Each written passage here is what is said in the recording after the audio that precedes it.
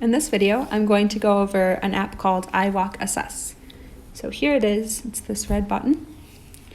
This app is used in PT evaluation, and it includes both the 10-meter walk test and the 6-minute walk test. So when you first open the app, it takes you to this home page, and it has the tests at the top, the sessions, so that will show you your saved data in the middle, and there are a few videos on the bottom, just educational and demonstrational videos if you're unfamiliar with the tests. So let's start with the 10-meter walk test. Once you click on it, it will take you to that specific page, and there are some references on the bottom if you want to review those. But let's start with the protocol. So it will give you the eligibility, equipment needed, patient preparation, the test setup, and the instructions for doing the test. So you can go through that. We're going to go back, and we're going to go to the patient information section.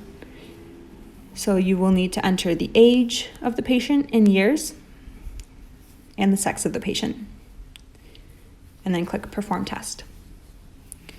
So on this page, the top box gives you a set of instructions that you could say aloud to a patient, or you can just read through them.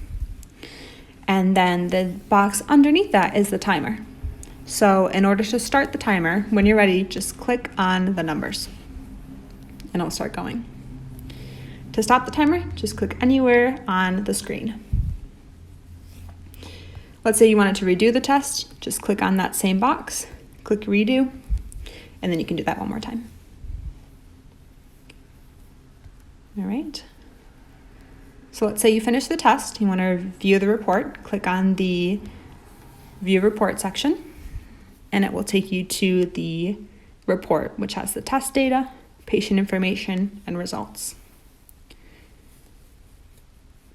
It will also compare your data to the normative data. So for this example, since it wasn't a real test, it's not really accurate, but it would compare it to the age range along the bottom, and then the speed in meters per second.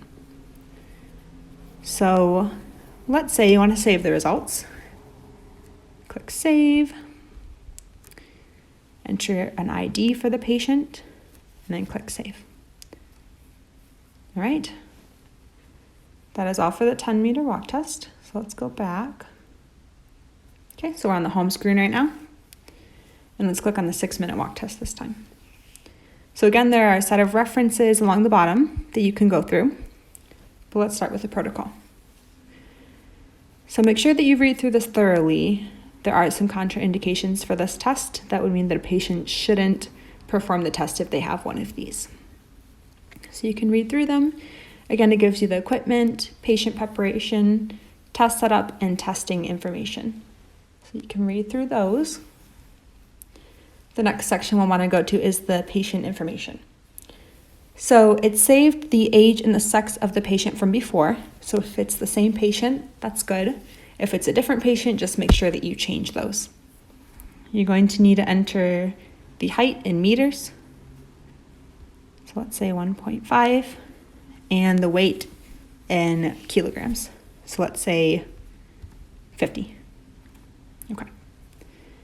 And click on Screen Patient, and it's going to take you to another list of medical questions that it just wants you to go through and make sure that you are not having the patient perform the test if they have one of these contraindications. So start by entering the resting heart rate. Let's say that was 70. And then it needs the blood pressure. So the systolic would be the top number of the blood pressure reading, and the diastolic would be the bottom number. Okay, and then you'll go through the list and there'll be some questions. Just make sure you read through those and answer those as they apply to the patient.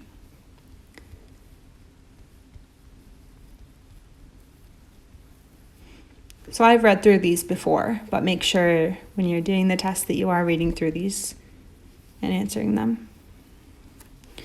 Now let's say I said yes to one of these questions. It's going to tell you not to perform the test.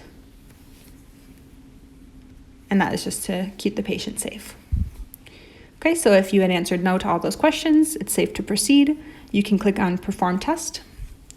and then it's going to take you to the testing screen. So there are a few boxes that have some instructions, and then once you're ready to begin, click on Go to Timer. So this timer is a little bit different. You're going to have the timer counting down from 6 minutes, and you're also going to have a lengths button, so you can add or reduce the length count as the patient is performing the test. So let's click Start on the top left. The timer is going to start counting down from 6 minutes. And then once the patient walks from one piece of tape to the other piece of tape, click the button in the center to increase the length count. So every time they walk the length, you're going to tap that button in the middle and it will increase the length count. Now let's say maybe you clicked it too many times. You can reduce the length count with the button underneath. Okay, if you need to stop the test early, you can click on Stop, and you can either reset or exit the timer.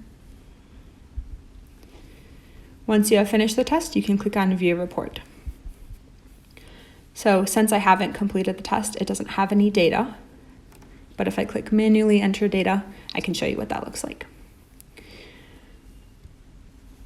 Oops. Okay, so it's going to give you the test data, the information, and the results.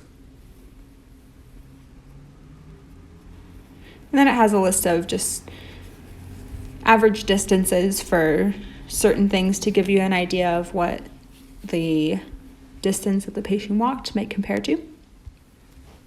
And if you want to save the results, you can click on Save Results, and again, enter the patient ID and save it.